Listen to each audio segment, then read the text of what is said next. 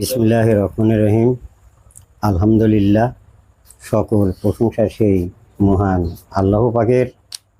এই শব্দটি আমরা শুনেছি বা জানি যে আদম আলাইহিস সালাম যখন চৈতন্য পেয়েছিল সে আলহামদুলিল্লাহ গেয়ে উঠেছিল। আমরা সেটা মাহফিলে বা ওয়াজে আমরা অনেকেই এটা বলে থাকি। সে যাই হোক, আমি আজকে যে বিষয়ে আলোচনায় আসতেছি সেটা হলো আজকে পৃথিবী জগতে চন্দ্র মাসের হিসাবে মহারণের দিন। সেই মহারণের দিন চন্দ্র দিনের মধ্যে দু একটি কথা বলবো। তার আগে মুর্শিদ পাক অনেকগুলো গজল লিখতেন যে দিন ইলাহি প্রকাশ করতে মোহাম্মদ সাজলেন সাঁই রব্বানা, ডাকলে সুরত দেখাও তুমি ওই আদমের কলবপুরে। তো যাই হোক, এদিকে আর আমি কিছু বলবো না। আমাদের আজকে সেই মহারণের দিন, আমরা সেই দিনটার উদ্দেশ্য করেই দুই চারটি কথা বলবো। এই দিনটায় আদম আলাইহিস সালামকে সর্বপ্রথম আদম আলাইহিস সালামকে সৃষ্টি করার জন্য পুতুল আকারে মহান আল্লাহ পাক মাটি জমায়েত করেছিল। এই জমায়েত করার উদ্দেশ্যে সেদিন এই মহারণ ছিল, এই মাসে ছিল। সে দিনটা হয়তো 10ই মুহররম হবে, আমাদের হয়তো সেই তারিখটা পড়ে নাই, কিন্তু সেই তারিখে আমরা বক্তৃতায় আসছি। মুসলমানদের এই দিনটা খুবই আনন্দের দিন। এত আনন্দের দিন তাহা যারা জানে তাহা নিজেরাই উপভোগ করতে পারে। কিন্তু পৃথিবীতে যে আনন্দ ছিল এদিনে অনেকটাই সেটা নেমে এসেছে বা অমানার দিক দিয়ে চলে এসেছে। এখন মানতে মানতে এসে সর্বশেষে বিশ্বনবী ওফাত হওয়ার পরেও ইমাম হাসান হোসেনের উপরে আসিয়া এইটা অতি দুঃখে জর্জরিত হয়ে পড়ছে। সেই জর্জরিত সেই মর্মান্তিক হৃদয় নিয়েই আমাদের পৃথিবীর মানুষ অনেক জায়গায় এই দিনটা পালন করে থাকে। সেদিনে দেখা যায় যে হাই হোসেন বলে আর ব্লেড হাতে নিয়ে বুকে মারে, রক্তে রঞ্জিত হয়। তার কারণ ওই দিনে তিনি শহীদ হয়েছিলেন বা ওফাত হয়েছিলেন, তাকে কাফেররা নির্মমভাবে হত্যা করেছিল। তো সেই দিনেও আল্লাহর উদ্দেশ্যে এই আনন্দের মধ্য দিয়ে তিনি 2 রাকাত নামাজ পড়েছিলেন। আমরা সেই 2 রাকাত নামাজ আজও পড়ি, কিন্তু হয়তো মুসলমানদের স্মরণে নাই, তাই পড়ি না। যে বিষয়টি আমাদের ধর্ম নিয়ে আসছে আমরা অতি তর্ক বিতর্ক লিপ্ত হয়েছি, কিন্তু আমাদের মুর্শিদ পাক যিনি কলেমা দিয়েছেন সে কলেমাটা হলো লা ইলাহা ইল্লাল্লাহু আদম শফিউল্লাহ। আর বিশ্বনবী যে কলেমাটি দিয়েছিল লা ইলাহা ইল্লাল্লাহু মুহাম্মাদুর রাসূলুল্লাহ। যদি এই কলেমা দুটি কেউ চিন্তাভাবনা করেন, যদি দেখে থাকেন নিজের মিরাজ মধ্যে, নিজের ধ্যান খেয়ালের মধ্যে, হয়তো সেই কলেমাটি কী রঙের কালি দ্বারা লেখা আছে। এখন পৃথিবীতে মুর্শিদ পাক আমাদেরকে যে আইল সীমানা বেঁধে দিয়েছেন সেটি হলো এলার যুগ, আল্লাহর যুগ, দিনী ধর্ম, দিনী ইসলাম এ বলে আখ্যায়িত আছে। বিশ্বনবীও ঠিক এই আল্লাহর ধর্ম দিয়েছেন কোরআনকে এনে। তিনি বলেছেন তিনি বলেছেন বিদায় হজে যে আমি তোমাদের জন্যে শুধু এই কোরআন রেখে গেলাম, তোমরা যদি কাউকে না পাও তাহলে আমার এই কোরআনকে আঁকড়ে ধরো, তোমরা কোরআন আঁকড়ে ধরে চলো। এখন এই কোরআন পড়ে জেনে বিশিক্ষণ জ্ঞান নিয়ে অনেকে অনেক দিকে ধাবমান হয়ে গেছে। কেউ কেউ হয়তো মুক্তির দিকে আসতেও পারে, নাও পারে। কিন্তু মুর্শিদ পাক যখন বলছেন তখন তিনি বলছেন যে পৃথিবীর মধ্যে সর্বপ্রথম মমিন আমি সেই মমিন মুত্তাকিন। এর আগে আর কেউ মমিন হয় নাই। এখন আমরা যে সেই ধর্মের ভিতরে ঢুকে যাব, নিচে আসব, সেই সিদ্দিন জগতে বেড়ানো, নবুয়তদের দেখাশোনা বোঝা, সেই চন্দ্র জগতে যে জগতের আলো নেই সেই আলোর জগতে যে আমরা ফিরে আসবো, আইসে যে আমরা এই দিনগুলি পালন করে আমরা ভেসে উঠবো, সে ধর্মটি তো আমাদের মুর্শিদ দেন নাই। আমাদের মুর্শিদ যে ধর্ম দিছে সেটা হলো আল্লাহর ধর্ম, আদমের ধর্ম। সে আমাদেরকে এখানে এনে দিয়েছেন। সেই আদমের ধর্ম যেটা, সেটা নিজ নিজ সুরতের উপরে তিনি দিক করেছেন যে এবার দেখো, তুমি তোমাকে দেখো, তোমাকে দেখে আদম নূরকে চেনো, আদম নূরের সত্তা কি তাকে চেনো, চিনে তোমরা আদম সত্তায় সত্যবান হয়ে তোমরা আখিরাতে জগতে ফিরে এসো। তো এখন আমরা সেই সত্যের কাছে, আমরা সেই সত্যের বাণী যে মুর্শিদ আমাদের পঙ্খানুপঙ্খানুভাবে বুঝিয়েছেন, আমরা সেটি ব্যতি রেখে আমরা অন্য কোথাও ফিরে যেতে চাই না। আমরা সেই আদম সত্য নিয়ে পৃথিবী থেকে চলে যেতে চাই। আমরা আর নিচে বা অন্য কোথাও চন্দ্রের ভিতরে আমরা কখনোই এই দিক হায়াতে বেঁচে থাকতে আমরা যেতে চাই না। আমরা হায়াতে বেঁচে থাকতে আদম সত্তায় সত্যবান হয়ে আখিরাতের ময়দানে আল্লাহর কাছে ফিরে যেতে চাই। এখন আমাদের মুর্শিদ পাক ওফাত হয়ে গেছেন, কিন্তু তিনি যে মুখ রেখেছেন তেনার বড় ছেলে জাহাঙ্গীর আলম। আমরা অনেকে অনেক মত প্রসন্ন করছি যে তিনি কি জানেন, কি বোঝেন, কি বলেন, তা তো বলার বিষয় নয়।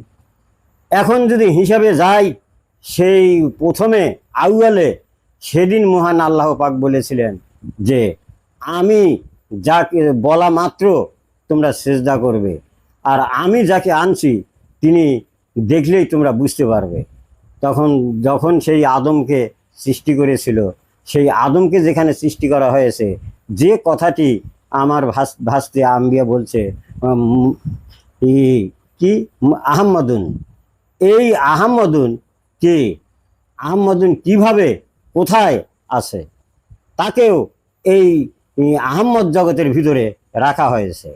কিন্তু এই আহম্মদকে আমি আগে একটি গানের একটি কলি বললাম, যে কলি মুর্শিদ পাক সর্বপ্রথম অনেক কথাই গান আকারে বলেছেন যে আমি যাহা করি তাহা তোমরা করো না, আমি যাহা জানি তাহা তোমরা জানো না, আমি যাহা জানাই তাহা তোমরা জানো, আর তাহা তোমরা মানো, তাহা তোমরা করো।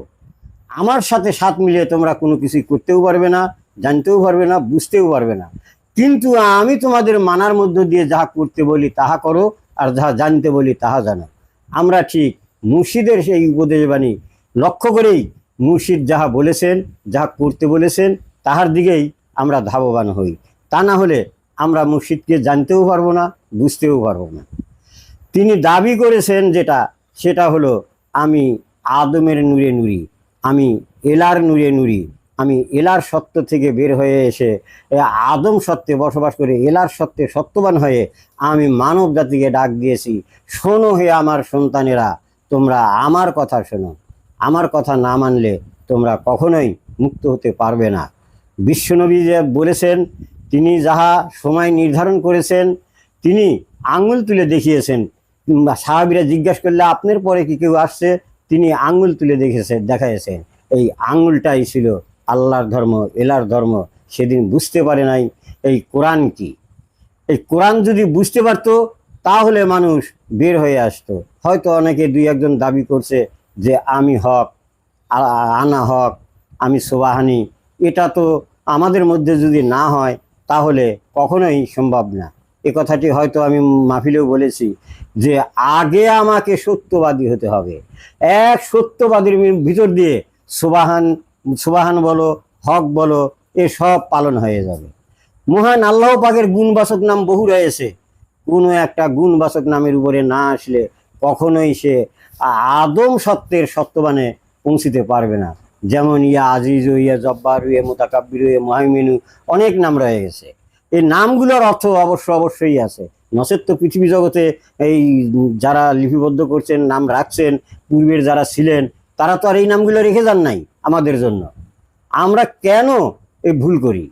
যদি তা এই নামগুলো না রেখে যদি নবীদের নাম রেখে যেত, যদি সেই নুরিতনদের নাম রেখে যেত, যদি তৎকালীন যুগের নাম রেখে যেত, তাহলে একটা কথা ছিল। তা না রেখে তিনারা এইগুলো রেখে গেলেন। যে সে বিষয়ে যাব না। আমরা যা আসছি, যেখানে আসছি সেটা নিয়ে আমরা আলোচনার মধ্যে আমরা চলব। আমাদের শিক্ষা, আমাদের দীক্ষা, এখন আমরা নিজেরাই সেই সাপ্তাহিকভাবে যাহা মুর্শিদ পাক মানার জন্য অর্ডার দিয়েছিলেন, তোমরা একত্রিত হয়ে সলা পরামর্শের মধ্যে আসো। সেখানে মুখ রাখা হয়েছে হয়তো তিনার বড় ছেলেকে জাহাঙ্গীর আলমকে। তিনার মুখ রেখেছেন। আমরা যদি তেনার কাছে বসা রেখে যেটাই বলি না কেন, সে বুঝুক চাই না বুঝুক, যদি আমরা এখানে বলি আমাদের অনেক কর্মই সাধনও সুফল হবে, কারণ আমাদের পাপ মোচনের বিষয়বস্তু রয়ে গেছে। এখন এই জাহানের মধ্য দিয়ে আমরা কে কত উদ্ধার করতে পারবো সেটা আমার যার যার বিষয় তার তার। অনেককে অনেক কথা বলেছি, কিন্তু অনেকের মধ্যেই এটা চলে আসছে, হিংসামও আসছে। সেই মোকাররম যা করেছিল, তার কারণ একটি কথা বলি, যে হয়তো পূর্বে যাহা ছিল সেই অতীতে এই ফেরেশতারা ওই আল্লাহর দরবারে যেতে পারতো না। দরবারে যেত হলো 5 জন। তো এই 5 জনের মধ্যে হয়তো অনেকেরই জানা আছে যে এই 5 জন কারা। 5 জন বড় 4 ফেরেশতারা ছিল, তার মধ্যে মুকাররম ছিল। 4 ফেরেশতা আর বড় মুকাররম। এই 5 জন আল্লাহর দরবারে থাকতে পারতো, আর এনারা আল্লাহর কাছ থেকে নিয়ে এসে এই ফেরেশতা মণ্ডলীদের আর সব নুরজনদের বলতো যে আল্লাহ আজকে এইটে বললো, আল্লাহ আজকে এইটে বললো, আল্লাহ আজকে এইটে বললো, আল্লাহ আজকে এইটে বললো, এগুলো বলতো। এখন তারা অনেকটাই শান্তি পাইতো না, করতো না। ওই মিটিং করে আসে হয়তো একদিন মুকাররম চিন্তা করতেছে যে আমি তো মাল্লুমে মালাইকা মুকাররম সবার সর্দার, আল্লাহ যদি কোনো সময় ঘুমায় তাহলে মসনদ তো আমারই দেখতে হবে নাকি? ঘুমা বলে তাহলে রাষ্ট্র চালান লাগবে না? তাহলে আল্লাহ যদি ঘুমা যদি 10 বছর 20 বছর থাকে তাহলে তো রাষ্ট্র আমারই চালান লাগবে। তৎক্ষণাৎই তিনি দেখতে পারলেন নান্নতুল্লাহ। যখন তিনি আসমানে নান্নতুল্লাহ দেখতে পেলেন, তখন তিনি আল্লাহর কাছে সেজদায় রত হলেন। হে মহান আল্লাহ, আমি তো সবার সর্দার তুমি করেছো, তে এ আবার কোন ব্যক্তি? এই নান্নতুল্লাহ। গায়েবী আওয়াজ, তিনি বললেন যে অচিরেই তোমরা তাকে দেখতে পাবে, অচিরেই তুমি তাকে দেখতে পাবে। তখন আদম সেজদার যখন হুকুম আসলো, আদমকে পরিপাটি করলো, তখন মুকাররম সেজদা করলো না। তার কারণ যে আমি আত্মসেবয়দা, আমার কত ছোট, আমি কত আগে আইছি আর ও আমার কত ছোট, তা আমি ওকে সেজদা করবো কেন? কিন্তু মুর্শিদ পাক বলেছেন যে মিটিংয়ে এই পৃথিবীতে আসার রেওয়াজ, সে মিটিংয়ে আদম আলাইহিস সালাম ছিল। কারা আগে আসবে? আদম আগে যাবে নাকি এই নবীরা আগে যাবে, নুরজনেরা আগে যাবে? সে মিটিংয়ের কথা কিন্তু মুর্শিদ পাক বলেছে। তারা কৌশল করে চেয়ে নিছিল যে আমরাই আগে যাব। তারা জানে বোঝে যে আদম যদি আসে তাহলে আমাদের সৃষ্টি যদি আদমের দিক হয়ে যায় তাহলে আমাদের আর কোনো নিস্তার থাকবে না।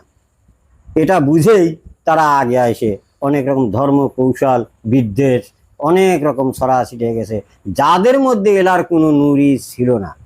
অন্ধকার যুগ, চন্দ্রযুগ বলে আমরা আখ্যায়িত করি। তো এই চন্দ্রযুগ বিশ্ব নবীর থেকেই শেষ হয়ে গেছে। বিশ্ব নবীর থেকেই এই চন্দ্রযুগ শেষ, যেখানে কোনো আলো বা জ্যোতি ছিল না। এই সূর্যের আলোতেই আলোকিত করে রাখতে একটু করে আদমের সেই নূর বা সেই এলার নূর একটু করে দিয়ে আলো জ্যোতি করে রাখা হতো, তাছাড়া কিছুই করা হতো না। যখন বিশ্বনবী কোরআনকে দাঁড় করা বললেন বিদায় হজের মধ্যে, যে তোমাদের জন্য আমি এই আল কোরআন রেখে গেলাম, তাহলে আল কোরআনে বলা হয়েছে এটা হলো আল্লাহর বাণী, আল্লাহর হুকুমত, আল্লাহর সব কিছু। এখন এই কোরআন বুঝতে যায়, আমি হয়তো আর এক মাহফিলেও বলছি যে কোরআন বুঝে কেউ নিম্ন দিকে যাবে, কোরআন বুঝে কেউ ফাসেক হবে, কোরআন পড়ে কেউ নিজেকে নাস্তিক হয়ে যাবে, আবার এই কোরআন পড়ে সেই উর্দুগামী হবে। তারা বুঝতে পারবে যে আল্লাহ পাকের সেই নূরের নিশানা কেমন। কোরআনটা এমনভাবেই বলা আছে। এখন কোরআন বলছে মিথ্যা বলো না, পরের অন্যায় করো না। এখন যে মানুষগুলি আছে প্রত্যেককে জ্ঞানে ভরপুর, নিজে নিজেই চিন্তা করতে পারে, বুঝতে পারে যে আমি অন্যায় করছি কি করছি না। কে করায়? আমি হাত দ্বারা অমুকের কাম নিলাম কিনা অন্তরের থেকে বলে, হাত নড়াচড়া করে না। আমি চোখ দিয়ে দেখতেছি, আমি চোখ দিয়ে দেখি, চোখকে যদি বলে যায় এবার তুই ওর দিকে যাস না, তুই এইদিকে থাক, কে করায়? মন করায় না? কে করায়? আমার হাত কি যা করে আগে, যখন সে মনের থেকে উদয় হয়, সেই জায়গার থেকে উদয় হয়, তখন সে হাত দিয়ে ধরে অপকর্ম করে থাকে, তাছাড়া নয়। তাহলে আগে শোধনের বিষয়, তওবার বিষয়, সত্য কথা, সত্যবাদী, সত্য জিনিস।